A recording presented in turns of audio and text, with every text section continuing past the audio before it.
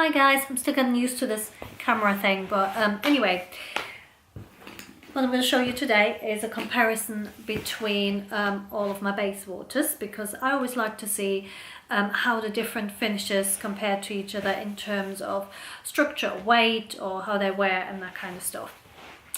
So I normally like a bag quite structured, because if it's quite boxy, you can slot your things in, especially if you use a liner and you've got different pockets in there, and then you kind of know where everything is, as opposed to, I guess the other extreme would be like a hobo style where you really just chuck everything in. I forever have to search for my stuff and then panic that I've lost it and whatever. So I'm going to show you these four.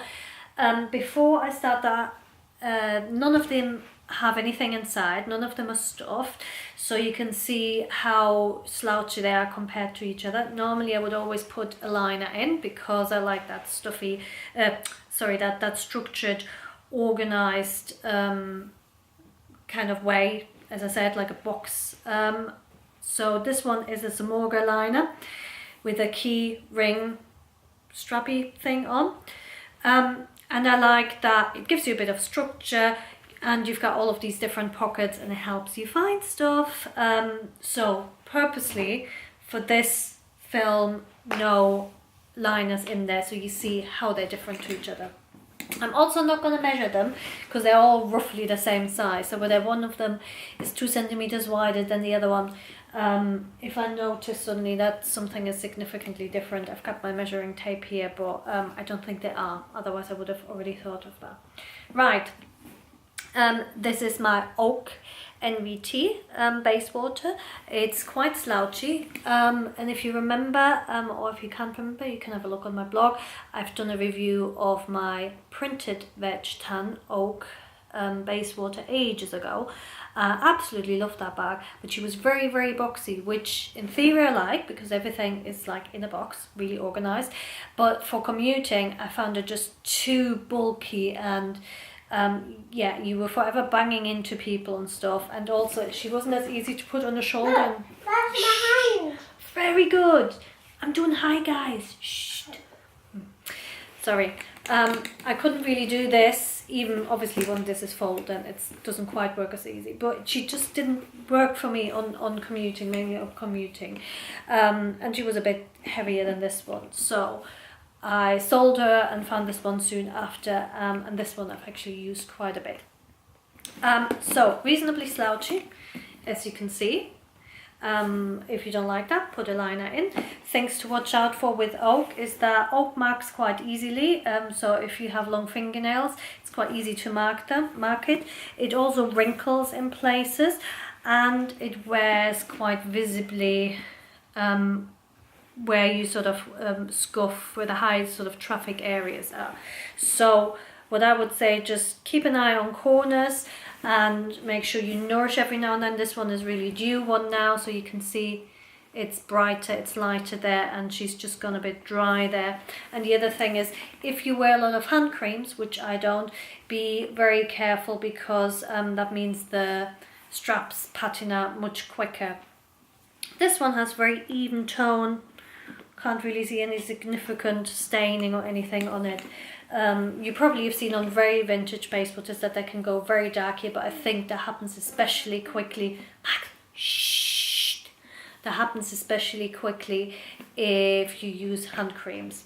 With the Oak, you typically would have the what's it called, soft brass hardware, which I like the most, also the most hard wearing. You do get scratches if it gets banged, but overall I like how these bags just sort of overall wear, develop a patina, you get a few scratches, but they just age really nicely, and I really love that. Then here we've got, oh god, what was it called? Sparkle tweed leather in cabbage green, I think. Oh, the fire's about to go out. Oh.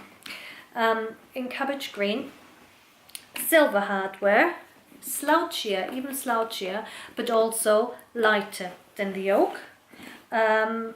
the rest is pretty much the same. You've got the fob, the inside on both of these. I'll just show you on this one, but it's exactly the same. It's just self-lined essentially with the other side of the hide or with a suede lining. Things to note with this, again, high traffic area, you will show wear. And the sparkle tweed leather does wear away. You can see it here. See the sort of darker areas, it loses its sparkle a bit. But I don't actually mind that. It just kind of starts to look a little bit more lived in. But if you're somebody who really wants to be able to have very low maintenance, then probably neither one of these two is for you, because they will show wear. And you have to be a little bit careful in terms of not scratching them and that kind of stuff. Then sort of similar to the last one, but a very different leather. This is my wrinkle crackled patent, and it is exactly what it says on the tin. It's a patent that's been crackled, and it's gone very soft. On the corner it's quite a bit worn away, and it's almost like suede.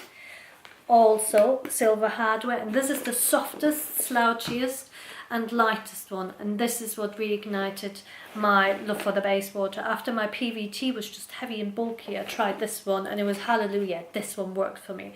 Inside again is exactly the same. Exactly the same as the other two, self-lined or with a suede in the same colour.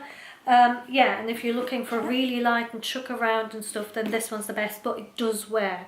And I'm not sure what the best way of nourishing is. I mean, I would always protect with Colonel, all of these three. But in terms of making this sort of better or putting something back in the leather, I don't know whether you can, because it's suede and with a patent on top. Last one, and I have to hurry up because the fire is almost out and I've got 4% left on my camera. We've got the Holiday Bayswater in the yellow. This is a full patent leather. So what's great is that if you're worried about rain or anything like that on your bag, with this you won't have to worry. It'll just fall off.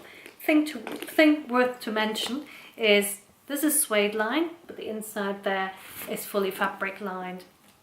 I'm not quite sure what the inside actually would be like. If I feel through there, it just feels kind of hard and stiff. So I suppose the inside of the patent leather probably wouldn't be as nice. Another difference, you don't have any piping on these. Shh.